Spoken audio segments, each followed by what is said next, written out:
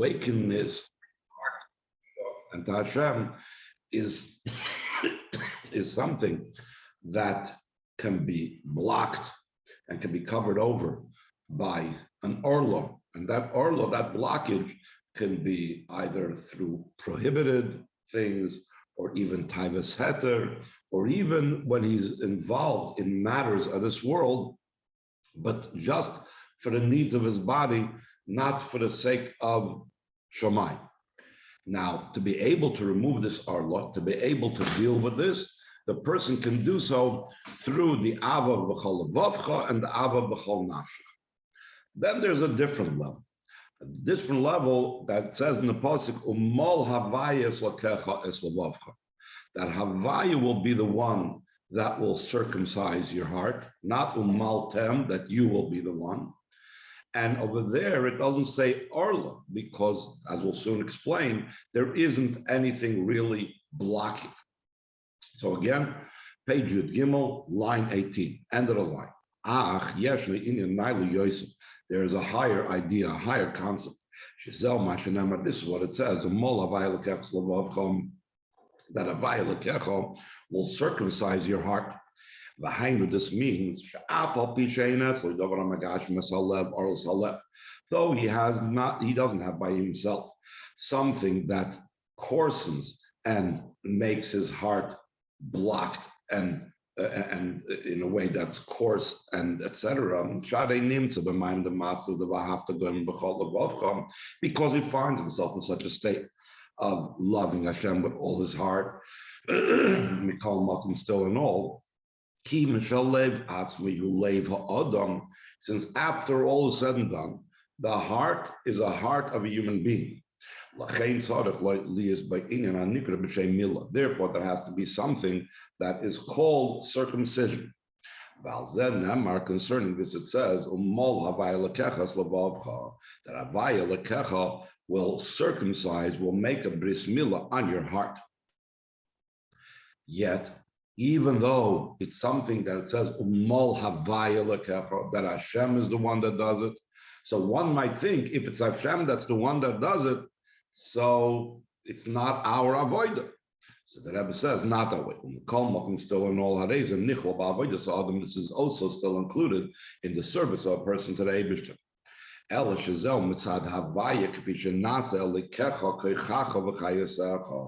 This is something, the way Havaya becomes your God. Your God meaning your power, your vitality. In other words, it's the way the Eibishter comes down into our being. In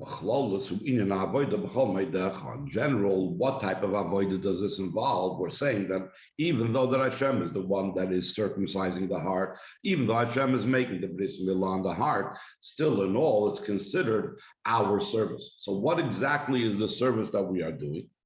So he says, in general, it's avodah b'chol meidecha, it's to love with all your might. As we know, this is beyond the measures and the boundaries of the powers of the soul. Top of the page Yudal. The powers of the soul can be included the way it's in your heart, with the entire heart. That can go on the nefshel kis nefshabamis, or it can go just on the midas. B'chol nafshecha goes on all aspects of your soul.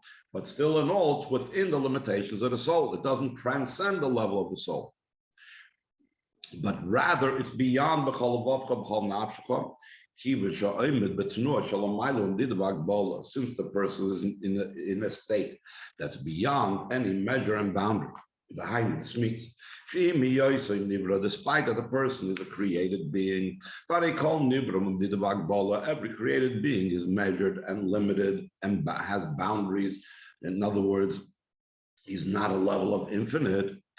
So how can we ask of him and how can we speak about him doing an avodah of b'chol meidecha with all your might? Since he has a portion from Hashem from above, in the kasher avodah, when the avodah comes from the portion of godliness that's in him, that's what it says, Havaya your God, meaning the Havaya that becomes part of you, Havaya Nasa Koichacha V'Chayasech. That Havaya becomes your power and your vitality. So therefore, this is something that we can do with the power of Havaya that's vested and embedded in me. So we have the power to break out of the boundaries, to go beyond the boundaries. So then he, the level of Havaya Lekecha, will circumcise your heart. That also the physicality of the heart becomes nullified, because that was the problem over here. The problem over here, we weren't talking about someone that was involved in the physical from his choice. Rather, it's the very nature that his heart is a physical heart, a human heart. And that's considered something that stands in the way of a total unity with Hashem. So this level becomes completely removed from such a thing that would block it. That's comparable to the level that a person has to reach through the avodah of with all your might. In other words, so this umal removes and takes away that blockage that is there just because we're dealing with a physical heart. So he continues further, line 11. And the idea behind this is in the general meditation and godliness. This is a preface and introduction for all matters and all types of avodah, is how we meditate in godliness, meaning any type of progression, any type of love that we have with Hashem, whether it's is based on and comes as a result of our isbanos. It says, there are two types of isbanus. Yesh isbanus being in the kirves alakim li type. There's one isbanus that Chassidus emphasizes, it's a pasuk in Tehillim, that the closeness of Hashem is good to me, it's good for me. Shalakus hu toiv loy, that godliness is something that's good for him. Similar to what it says, to love Hashem your God, because He is your life. In other words, I see the benefit of being connected to Hashem, because since Hashem is my life, and of course I want to live, so this is beneficial to me to be connected to the Eibush. Therefore, though it is true that he is passionate and excited and inflamed about his connection with godliness, but that is because he feels in godliness the goodness and the advantage. And because he has a gishmak in the idea of goodness and advantage, it is good for me. So it's him, his appreciation, his enjoyment. Therefore, his will is to have the closeness of Hashem to him. And in general, in general, this falls into the category of what it says in Pirkei Avos about a love that is dependent on something. That it says in Pirkei Avos that a love that's dependent upon something, on a davar, so then batla davar, batla ava, that when the matter, the something ceases, so then the love ceases, because the whole love is based on that matter. And then there's ava she'eina tluya b'davar, there's a love that's not dependent on anything. And therefore, if there cannot ever be a matter of cessation to that love. Now, without going into the matter of ceasing, over here it's not possible to cease, he says. Though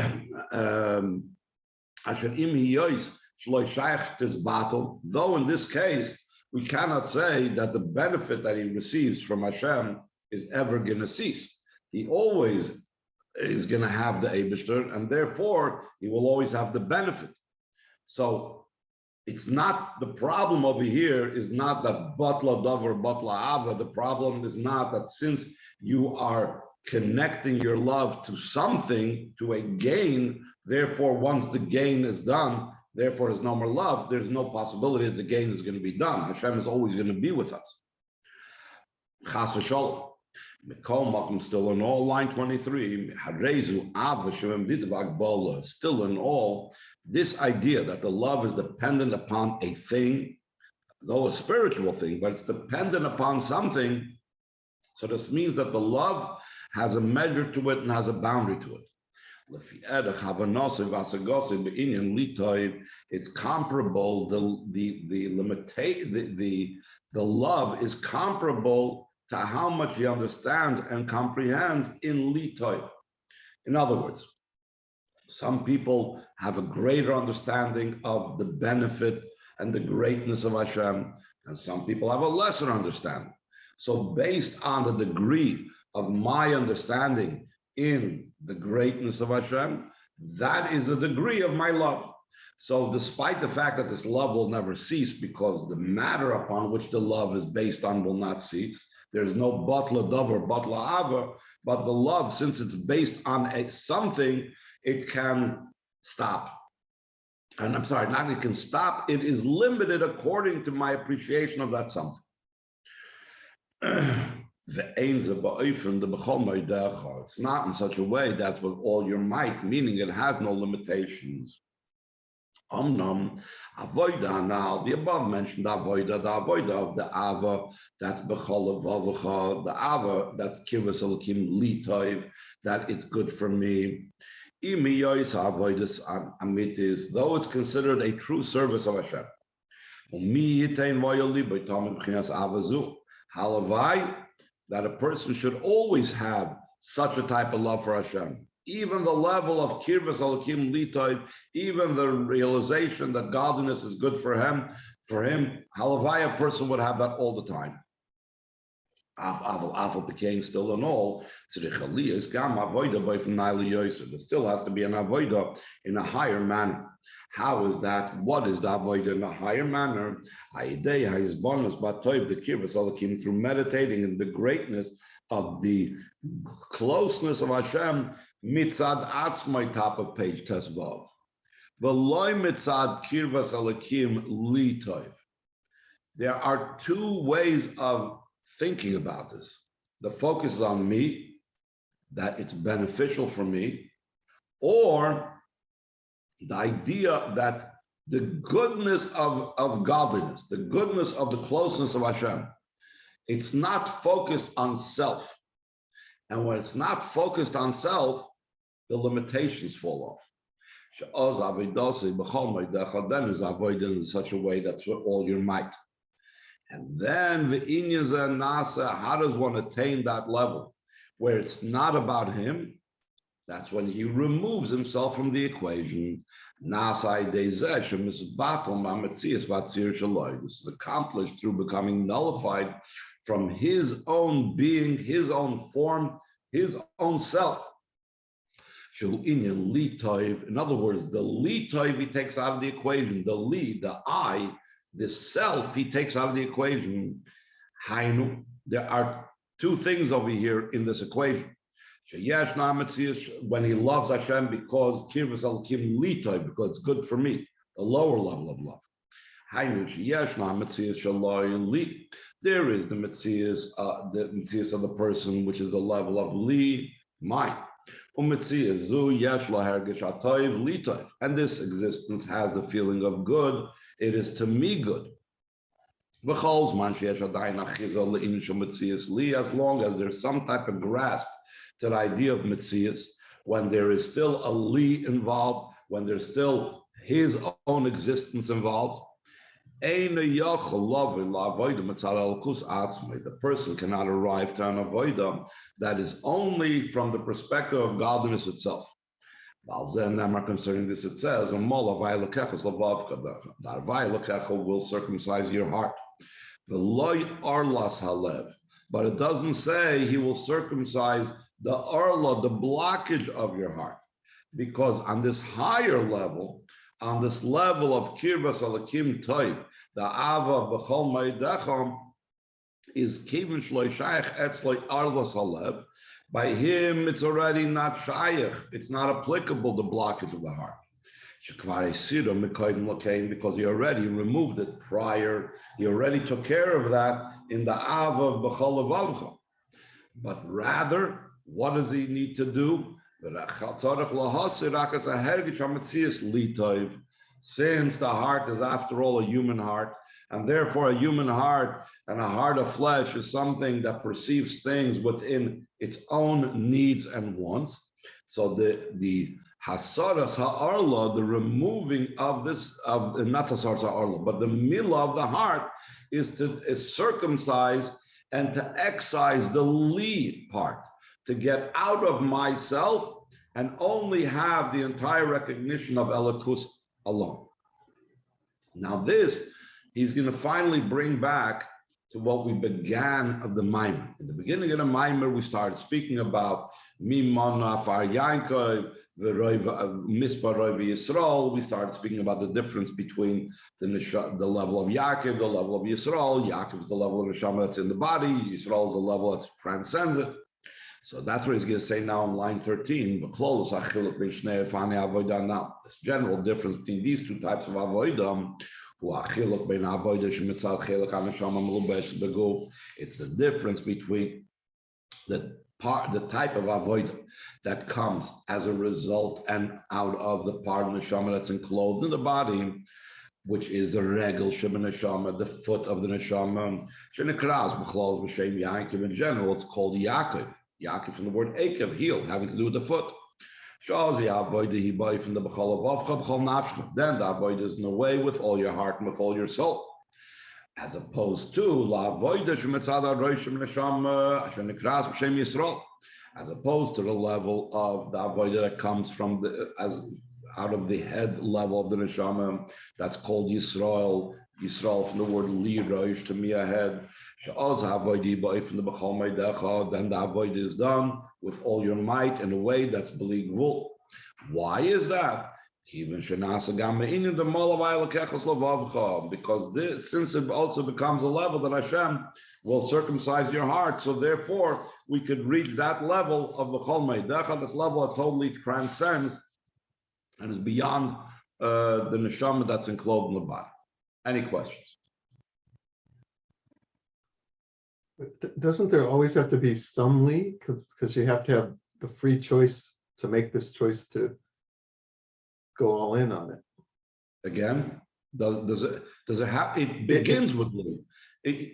We're not talking about the person getting immediately jumping into a level where there's no li, but the initial state of our avodah is in the way of li, just like the initial state of our avodah is b'chol levavcha, b'chol nafshecha.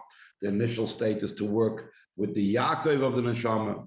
But once we've gotten out of the, or once we've progressed over there, so then we are capable, because the chelak elokam imal, because the havaya, that's kechacha v'chayesecha, because the shem havaya that's embedded within us, that enables us to transcend the li, to have a totally godly perspective on it, without mixing in my own self.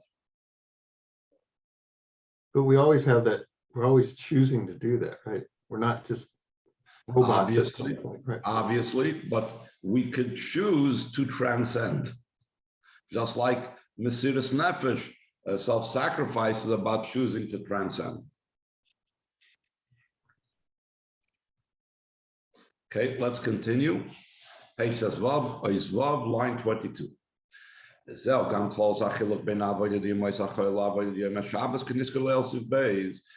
also the difference between the weekday service and the avodah of Shabbos, like we mentioned before, in Ois Beis. During the weekday, the neshama is called Yaakov. And during Shabbos, he is not called Yisrael. During the weekdays, there's the idea of work and refinement. In other words, the idea of engaging with the world, refining, elevating the sparks. Mash'enkin b'Shabbos, opposed to Shabbos, it says one of the malachas of Shabbos is have a boirer also. We know choosing the bad from the good and even the good from the bad, if you're not going to use it immediately, it's also prohibited on Shabbos. So therefore, we are beyond Malacha, we are beyond the world. It's known the question on this idea, if we're saying that we cannot engage with the world on Shabbos, and we're not doing birurim on Shabbos, so therefore, top of page design, Mao Inyan Achilu b'Shabbos. What's the meaning of eating food on Shabbos? What's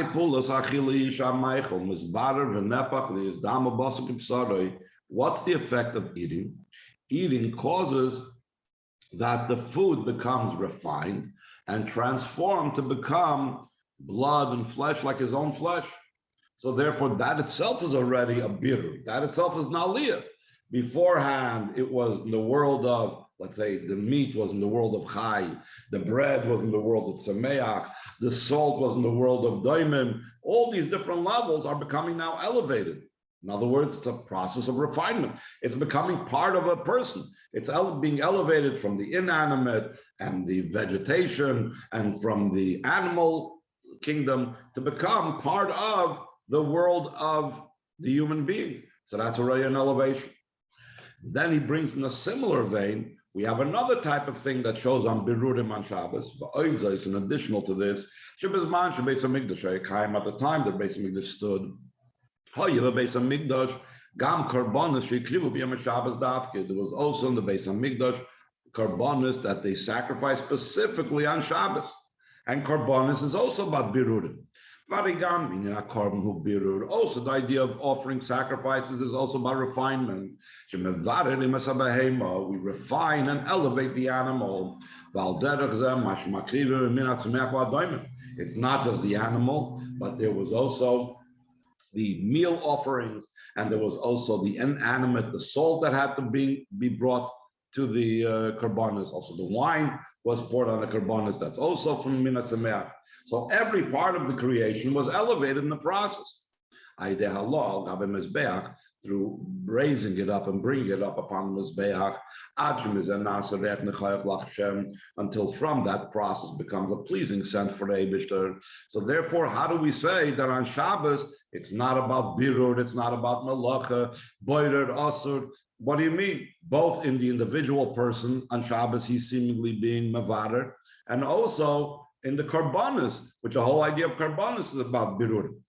That's also the reason why our table is likened to the mizbeach, because the table it reflects this idea of birur that a mizbeach does. So the question is, if so, how do you tell me Shabbos is not about birurim?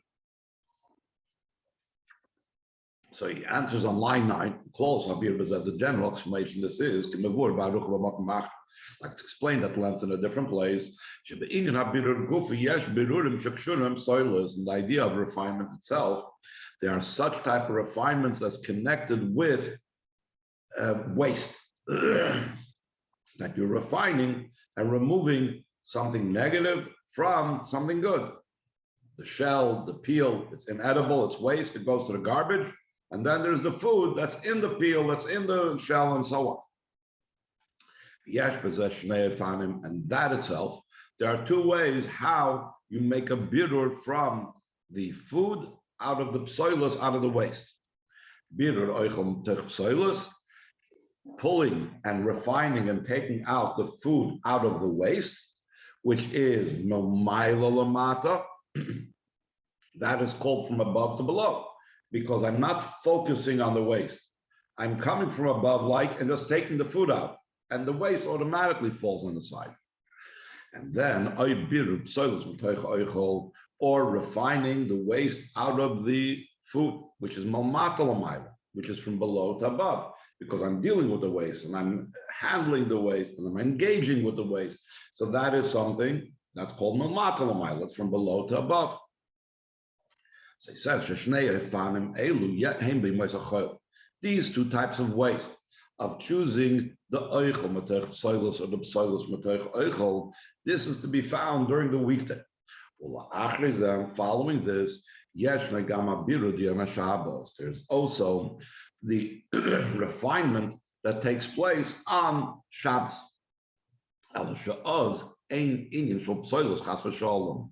There is refinement on Shabbos, but it's not refining food from waste, oichel from soilos, or soilos from teichel oichel. Rather, it's only refining food itself. What's being refined is food from food. This means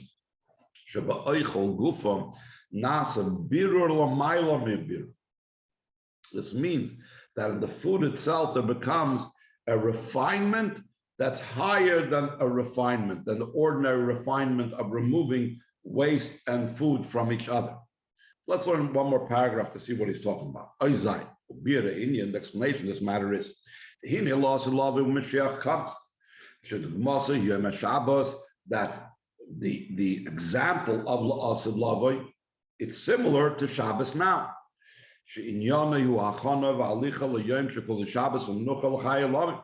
That every single Shabbos is a preparation, and we are through Shabbos, we are traveling to the day that's entirely Shabbos and entirely a rest for all days, for all times.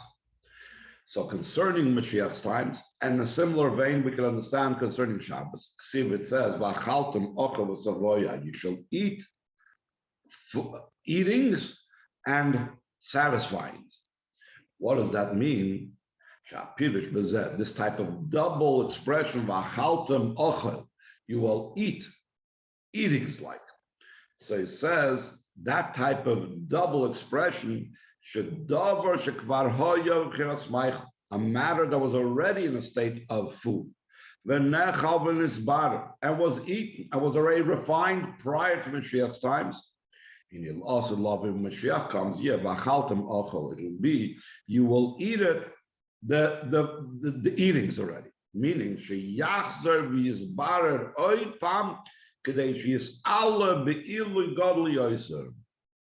will eat it and therefore refine it again to be able to come to a higher level.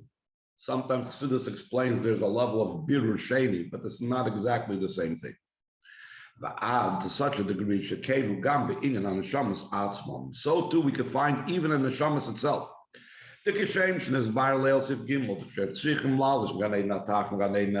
Just like we explained previously, Nois Gimel, that one has to rise up from the lower Gan Eden to the higher Gan Eden. He needs an additional bittul. There's the bittul to go from the world to Gan Eden, and then there's an additional bittul to go from the lower Gan Eden to a higher Gan Eden. That's like an additional refinement. Page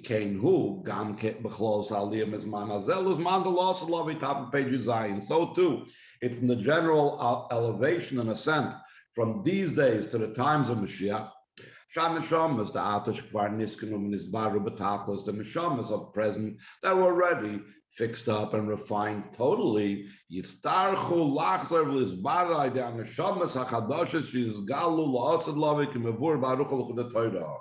There will be, it says, when Mashiach comes, new neshamas that have never been here when Mashiach comes, and those new neshamas will refine those neshamas that are completely refined up to Mashiach's times. Again, tomorrow we will speak more about this. Any questions?